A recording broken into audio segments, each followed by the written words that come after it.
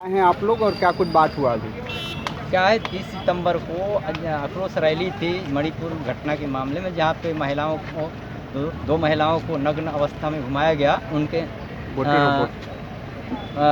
गोपनीय अंगों को छेड़ा गया और 200 लोगों को मारा गया, 1000 से ज़्यादा घरों को जलाया गया। और जो सरकारें हैं केंद्र की, जो बीजेपी सरकार है, और जो सरकार मणिपुर में है वो भी बीजेपी की है।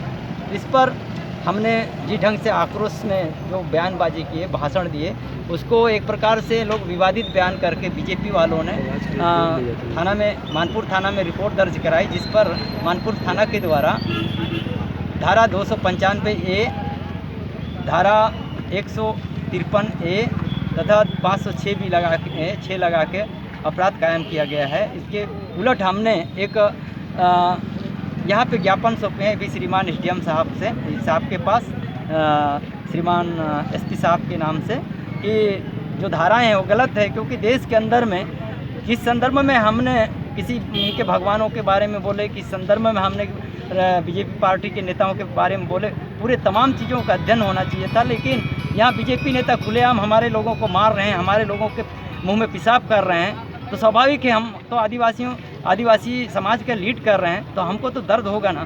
तो इस संदर्भ में हमने थोड़ा से आक्रोश में जो भाषण हुई, तो उसको धारा में एक अपराध कायम कर लिया गया है। तो उसके विकल्प में हमने आदिवासी समाज मिलकर आज एक आवेदन दिए हैं कि भाजपा नेताओं द्वारा ये उत्तर प्रदेश में समाजवादी पार्टी के स्वामी प्रसाद मौर्य के जीप काटने, और बिहार के जो शिक्षा मंत्री है उनके जीप काट के लाने वाले को 10 करोड़ देने की बात हुई। क्या उनके ऊपर कार्रवाई हुई? क्या माननीय प्रधानमंत्री, जो देश के धर्मनिरपेक्ष देश के प्रधानमंत्री हैं, और धर्मनिरपेक्ष के प्रधानमंत्री होने के साथ ही एक ही धर्म विशेष के देवी देवता और एक ही धर्म के बात करके वोट मांगते हैं, क्या वो संविधान सम्मत है? कुछ भी नहीं है। फिर भी अपराध कायम हमारे जैसे लोगों पर होती है, सत्ता में बैठे हुए लोग और राजनीतिक पार्टी से जुड़े हुए लोगों पर पुलिस आखिर क्यों कार्रवाई नहीं करती? देश क्यों खामोश है? अभी मांग क्या की है आप लोग? मांग ये किया है कि वो तमाम जो केस हैं वो हमारे हिसाब से या समाज के हिसाब से, जनता के हिसाब से गलत है, और उसे रद्द किया जाए, ये मांग है। सारे पूरे केस को रद्द करने की मांग कर रहे हैं, या फिर कुछ ऐसी धाराएं लगाई गई हैं जिसका खिलाफत किया जा रहा है? नहीं, उसके खिलाफत और सारे जो माहौल क्रिएट किया गया है बीजेपी सरकार के द्वारा, बीजेपी नेताओं के द्वारा जो गुंडागर्दी कर रहे हैं देश के अंदर में, उस पर भी प्रतिबंध लगनी चाहिए।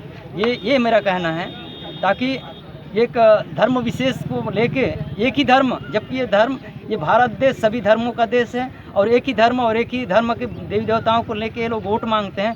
ऐसे क्या आदिवासी क्षेत्र में या किसी भी क्षेत्र के लिए ये ठीक है क्या?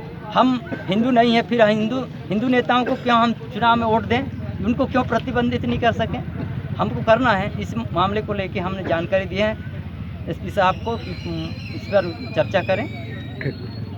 ठीक भैया, ठीक।